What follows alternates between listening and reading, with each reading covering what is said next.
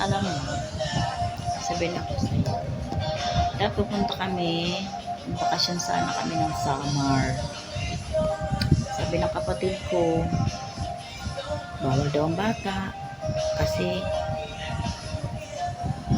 wala daw birth certificate. Ganun po ba yun?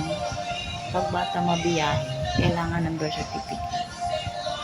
Eh, yung bata hindi naman nakaw, kundi ang sariling nanay ang kasama. Apo ko po yun. Sa halip na, alam mo yun, nakakasad lang, sarili mong kadugo, idadawn ko.